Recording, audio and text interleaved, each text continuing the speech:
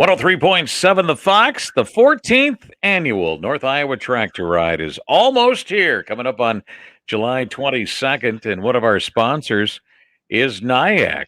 Kevin Muhlenbruch is here. Muhlenbruch? It's Muhlenbruch, right? Muhlenbruch, right. Okay, very good. Kevin, thanks for joining us today. How you doing? Good? Well, thank you. Yeah, we're doing real good. We finished our summer agriculture classes today, so we're pretty happy about that. Very good. And how has this affected your agricultural classes, through the COVID time and all that kind of stuff? We had to make some changes, but the students have been fantastic. They've been really resilient, and they want to learn. And so we've had smaller classes, and we've had to do more things online, but everything's worked really, really well. And this summer we were able to be out at the farm a lot, which also was helpful. Oh, and that's very good, yeah. Students still got to do their internships, and that was also a good thing. So we're going to be fine. We're going to make it through it just fine.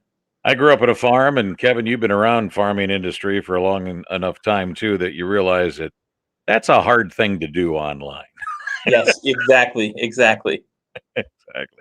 So why is NIACC part of our North Iowa Tractor Ride here, which, by the way, is a tri-state, our first ever tri-state ride covering Wisconsin, Minnesota, and Iowa? Why are you guys part of this?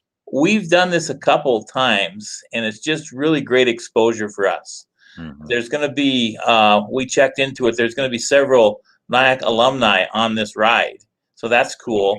And then we also are going to have some prospective students on this ride, which is also cool.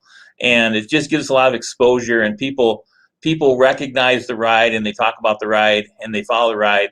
And so by being part of that, they learn about NIACC. That's very good. I know there's a lot of science that you guys cover, and obviously the business. Aspects of farming and maybe your agricultural in general. So you want to talk about that a little bit? Sure. I've been in this business for a long time. And in the time I've been teaching, I don't think we've ever seen the opportunities that we're seeing right now.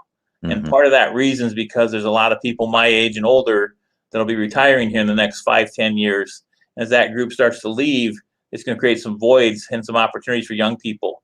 So if anybody's interested in science and genetics and animals and plants, in conservation, that type of stuff, or interested in business, the marketing and the farm management side, there's going to be some huge opportunities for young people.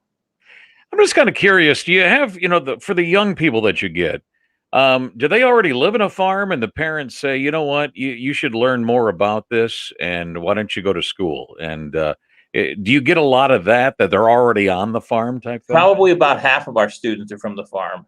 Okay. And that's kind of what's happening there too. Their parents say you need to go on for a couple more years, and then maybe work for a couple more years, and then you can come back.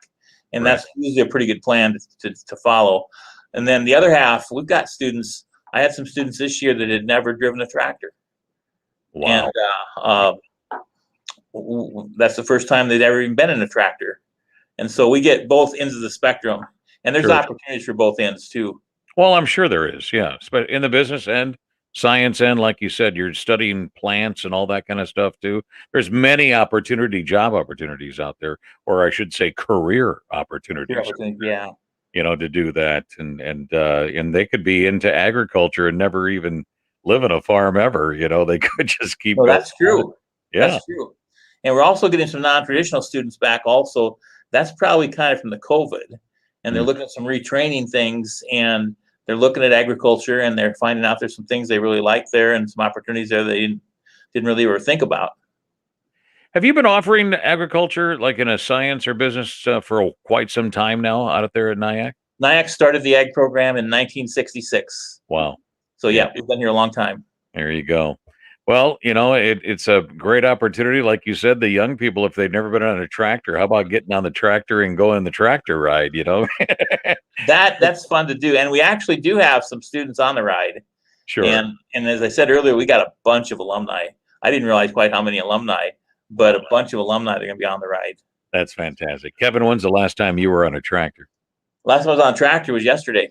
Yesterday. Okay. So you are a full-fledged farmer then, or? No. I'm a full-fledged teacher. And we have a farm that's part of the program. Okay.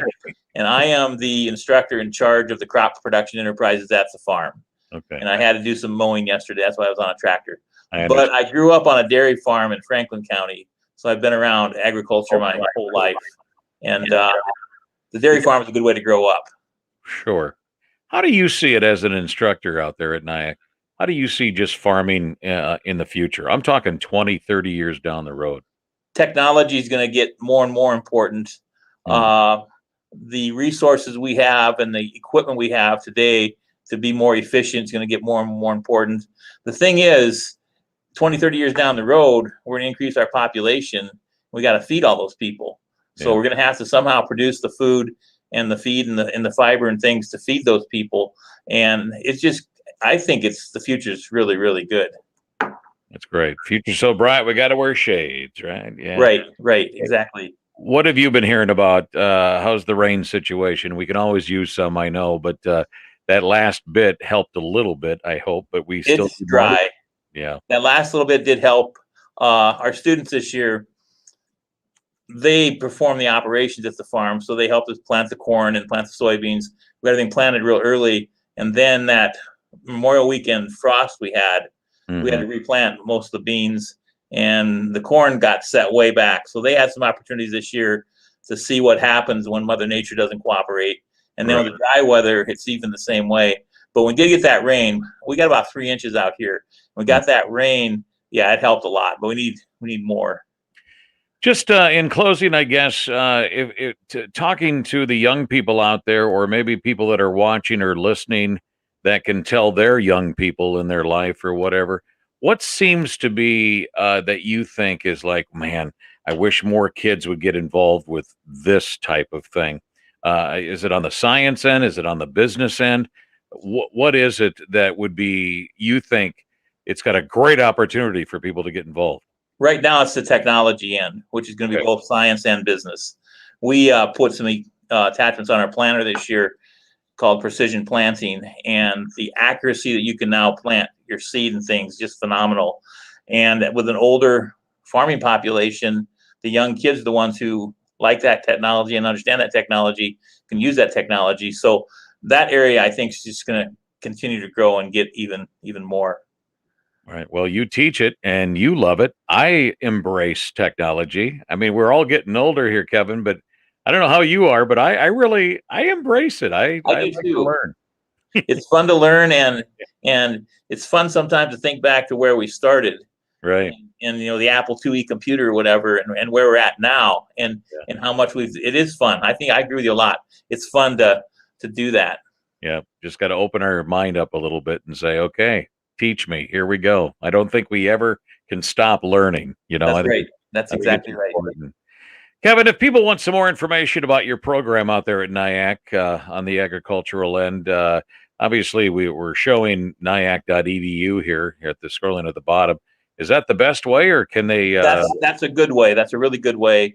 And they can also call us anytime at 1-888-GO-NIACC, and that'll ring directly to our switchboard, and then they can whatever direction they want to go. So either way is fine. And if they know our cell phone numbers, my students text me all the time. That's how they communicate. So we can do that too. Kevin, have you been on some tractor rides? I was on one. 2007, I think it was. Wow, that's been a while then. A long time ago, yeah. So I'm going to be over a couple of times for this one. And tractor rides are fun. They're fun. It's going to be headquartered in Waukon, our 14th annual North Iowa Tractor Ride. You can go to our website, of course, 1037thefoxrocks.com, and find out some more information on it right there. Otherwise, I invite you to go to niac.edu and find out more about the agricultural programs out there. Kevin, it's been great to talk to you. Thank you. It was great. Thanks for being a sponsor, too. Appreciate it. Well, that's good. Actually, it's good advertising for us, really, to do things like that. So we appreciate the opportunity. All right. Well, Kevin, we'll see you around sometime. Okay. Sounds good. Thank you. You bet.